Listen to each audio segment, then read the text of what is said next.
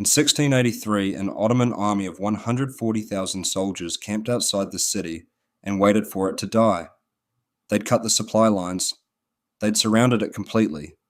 They'd been digging tunnels under the walls for weeks, planting explosives, waiting for the moment the defences gave way. Inside the city, maybe 15,000 soldiers and a civilian population on the edge of starvation. By every military calculation available in 1683, Vienna should have fallen. It didn't, and what happened in the weeks after that siege didn't just save Vienna, it set the shape of European history for the next 200 years. But here's the part that nobody talks about, the thing that actually built Vienna into one of the most extraordinary cities in human history, the music, the architecture, the philosophy, the culture that made it the intellectual capital of a continent, came directly out of that trauma. A city that nearly died became, within a generation, the most alive place on earth.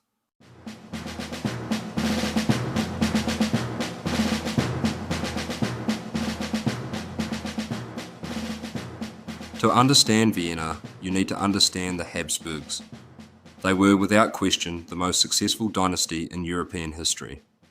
Not because they were the best fighters, though they had their moments, but because they had mastered something more powerful than warfare: marriage. The Habsburg motto, translated loosely, was, "Let others wage war. You, happy Austria, marry." While other dynasties burned through armies and treasure trying to conquer territory, the Habsburgs just waited for the right princess, signed the right treaty, and inherited entire kingdoms.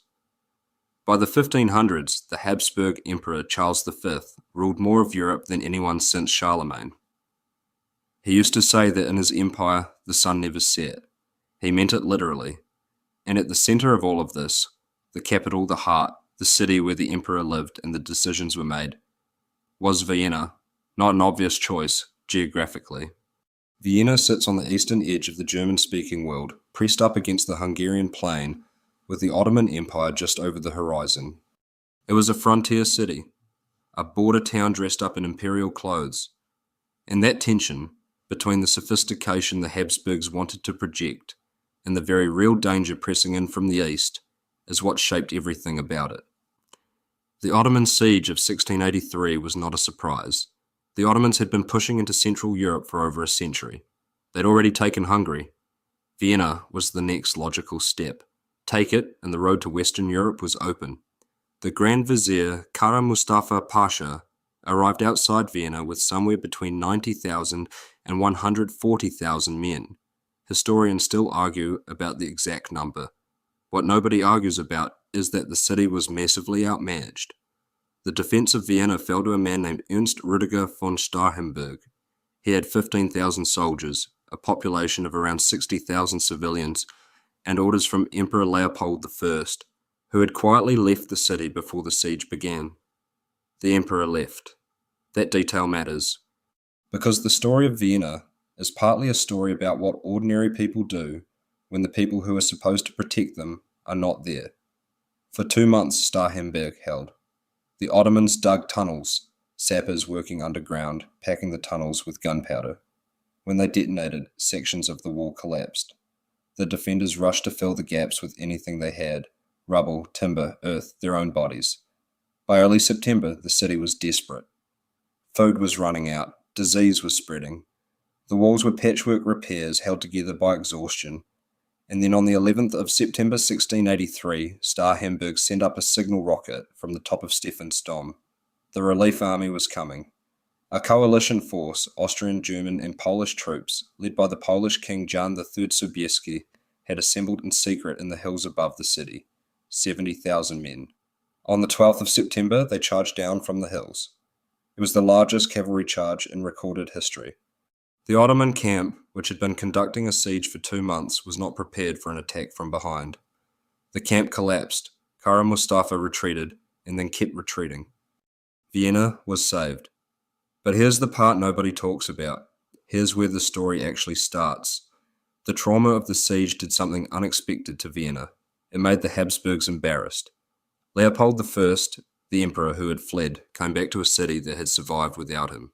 He came back to a population that had bled, that had patched the walls with their hands while he was in Passau waiting for news, and the way the Habsburgs processed embarrassment was, historically, to build something magnificent.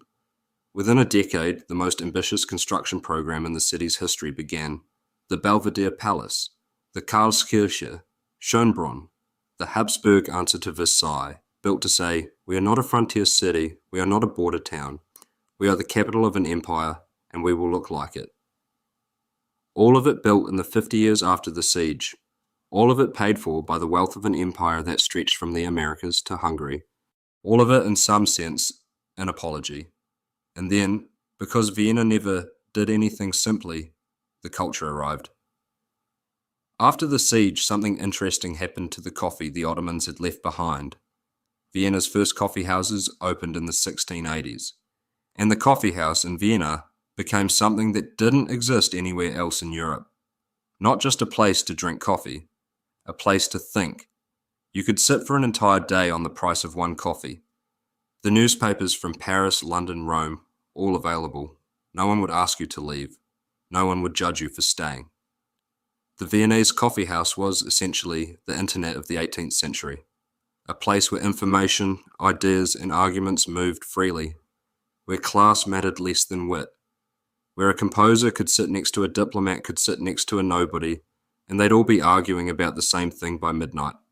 Haydn, Mozart, Beethoven, Schubert, Brahms, Mahler, 6 of the most consequential composers in Western music history, all working in Vienna, most of them at the same time, many of them in the same coffee houses, arguing with each other, competing with each other, pushing each other into territory music had never been before.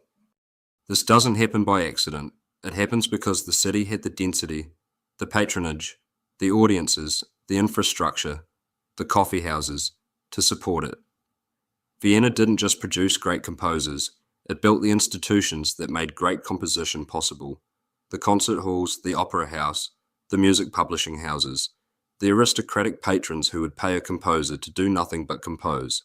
And then, because Vienna never did anything simply, it produced Freud. Sigmund Freud developed psychoanalysis in Vienna in the 1890s, not because Vienna was unusually troubled, although arguably it was, but because Vienna was the kind of city where that conversation could happen, where you could propose something as radical as the unconscious mind, publish it, and find an audience who would argue about it seriously. In a coffee house, obviously. By 1900, Vienna is extraordinary. 5 million people in the broader empire. The Ringstrasse, the great boulevard that Emperor Franz Joseph had built in the 1860s, lined with the opera, the museums, the parliament, the Rathaus, makes Paris look modest.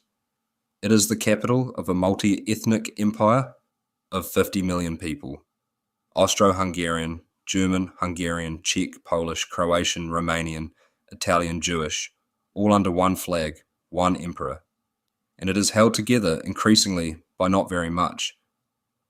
Franz Joseph had been emperor since 1848.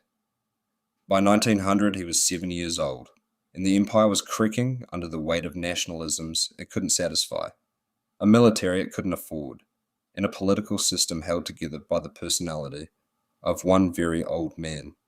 When he died in 1916, in the middle of a world war, the question everyone avoided asking suddenly had to be answered. What holds this together without him? In 1918, the Habsburg Empire ceased to exist. In 2 years, Vienna went from being the capital of one of the great powers of Europe to being the oversized head of a tiny, broke, landlocked republic. Imagine New York City if the United States had dissolved overnight. The city built for a continent, suddenly governing a neighborhood. The buildings were still there, the coffee houses were still there, the music was still there. In fact, the 1920s produced some of the most radical and influential music in Vienna's history, Schoenberg and the Second Viennese School rewriting what music could be, perhaps because there was nothing left to lose.